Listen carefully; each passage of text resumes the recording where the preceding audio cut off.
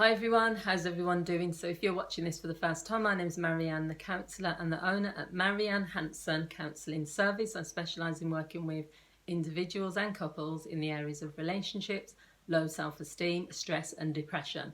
And as you're aware, throughout 2023, I'll be doing a book review every week.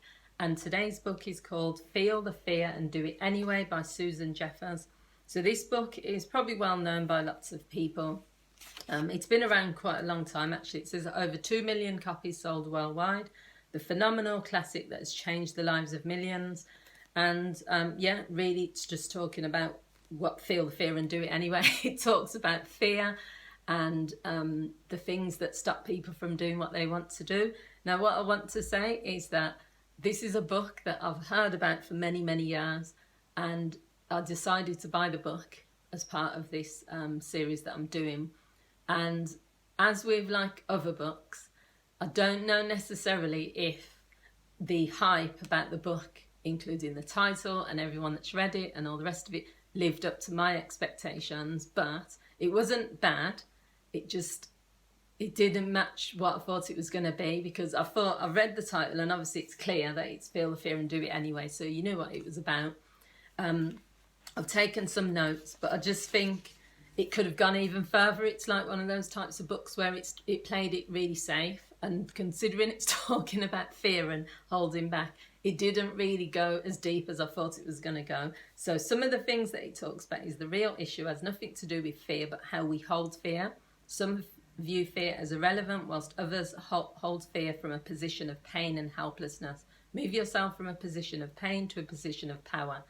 It gives you some pain to power affirmations. There's a pain to power chart in the book, pain to power vocabulary that you can use. It talks about taking responsibility for your life. Don't be a victim by giving your power to someone else. Taking responsibility means never blaming anyone else for anything you're doing. As you can tell by even the bits that I'm taking from the book, it's not original stuff. It's just stuff that, you've probably heard before. But yeah, it is good to get that motivational, inspirational talks. But I've heard this stuff in loads of other books. In lots of self-help books, what they're doing is they're just repeating what everyone else is saying. And what you want when you pick up a self-help book is you want something different. And for me, I got bored halfway through. I found it was repetitive because there wasn't enough material to cover what she's talking about. There was unoriginal ideas and concepts. It was disappointing compared to what I was expecting the book to be, but it did have some good things in there. It talks about fear being an epidemic. We fear beginnings, endings, change, failure, living and dying. At the bottom of one of your fears is simply the fear that you can't handle whatever life can bring. To diminish your fear, you need to develop more trust in your ability to handle whatever comes your way. Every time you feel afraid, remind yourself that it's simply because you're not feeling good enough about yourself.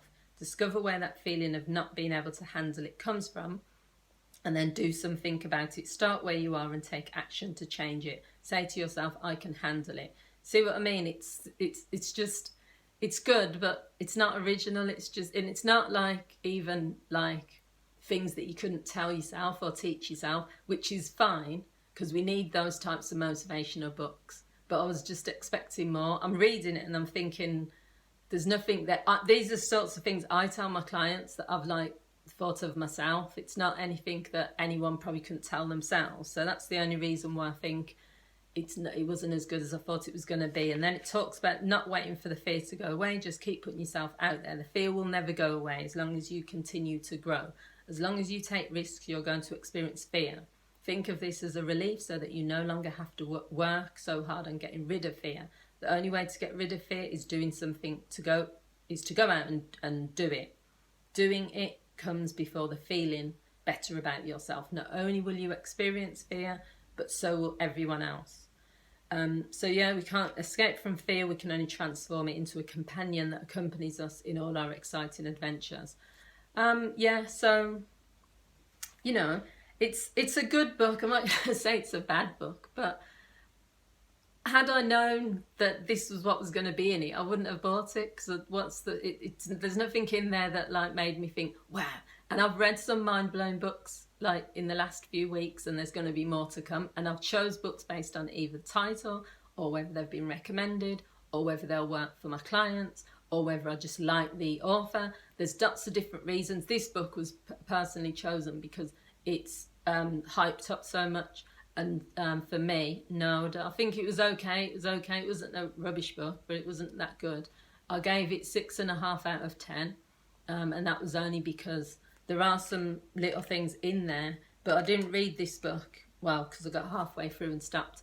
But the point where I stopped, I didn't think, right, I can take this and use this, because it was already stuff I knew, and I didn't think, wow, mind-blowing, or that's made me really think deeply. That's what I need from a book. I need it to help me to think, to put things in action, to blow my mind, for me to think, wow, I never thought about that. Or if you're going to use unoriginal ideas from other people, then you have to weave them in a way that makes the book interesting. And to me, this was, maybe because it's Feel the Fear and Do It Anyway, such a grabbing, title, or it's so obvious. Maybe there isn't enough material to make that much of a book. And that's the other thing people should sometimes consider.